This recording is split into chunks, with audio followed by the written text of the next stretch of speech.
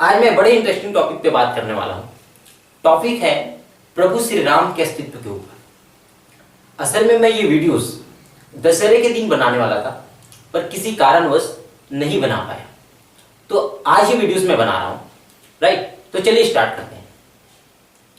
जिस तरह से हर साल हम अमर शहीदों की पूजा करते हैं, राइट, भले आज वो इस देश में नहीं है, इस दुनिया में नहीं है, पर फिर भी हम पूजा करते हैं, क्योंकि हम आज भी मानते हैं कि आज भी उसका खून, आज भी उसका साहस, आज भी उसका हिम्मत हमारे रगों में। राइट, तो ठीक इसी तरह ही ये प्रभु श्री राम ने इस धरती को बनाया है, इस सृष्टि को बनाया है, और इस सृष्टि में प्रभु श्री राम ने इक्वालिटी बनाई है, समानताएं बनाई है। प्रभु श्री राम ने कर्मा बनाया है, और यही इक्वालिटी और कर्मा प्रभु श्री राम का अस्तित्व है, जो सदियों के लिए हमारा। राइट, ये जो साइंटिस्ट आपको बताते हैं ना कि धरती इतने दिनों बाद खत्म हो जाएगी, सृष्टि इतने दिनों बाद खत्म हो जाएगी, या सृष्टि इतने सालों बाद खत्म हो जाएगी, ऐसे साइंटिस्ट की कई पीढ़ी खत्म हो जाएगी, पर ये सृष्टि कभी भी खत्म नहीं होगा। आप और मैं इस सृष्टि का सिर्फ इतना भी बिगाड़ पाए ना, इतनी भी हमारी औकात नहीं है। जिस दिन ये सृष्टि हमसे बदला लेने स्टार्ट कर दिया ना, हम कहां जाएंगे उसका भी अता पता नहीं। अगर आप इस सृष्टि को नुकसान पहुंचाओ तो इस सृष्टि आपको नुकसान पहुंचाए। अगर आप लोगों को तंग करेंगे, कर्म आपको तंग करेगा। This is the power of equality, this is the power of Karma. It means इस सृष्टि का कितनों भी बड़ा आदमी क्यों ना है, वो भी अपनी खोटी करनी इस ईश्वर से छुपा नहीं सकता है। सजा उसे भी बराबर मिली है और मिलती रहेगी। राइट, तो प्रभु श्री राम का इतना बड़ा अस्तित्व होने के बावजूद कुछ लोग प्रभु श्री राम के अस्तित्व पर संदेह करते हैं। तो ये चीज हमेशा याद रखना कि प्रभु का अस्तित्व इस सृष्टि से कभी नहीं मिट सकता। राइट, आपने देखा होगा जब हमारे समाज में दुहाई की बंटवारा की जाती है तो 4 लोगों की जरूरत होती है। कभी सोचा है कि मेरा ये स्वाभिमान या मेरा ये भाव हमेशा ये क्यों चाहता है कि मुझे मेरे भाई से ज्यादा मिले? ये छोटी मोटी बात नहीं है। जरा सोचो कि आज 2 भाई में इतनी समझ नहीं है कि खुद का हक वो बराबर ले सके और दे सके। इसकी वजह क्या है जानते हैं आप?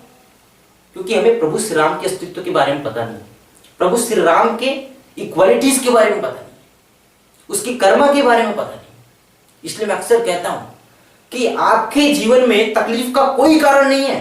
अगर कोई कारण है तो वो है you don't know about the power of equalities, you don't know about the power of Karma.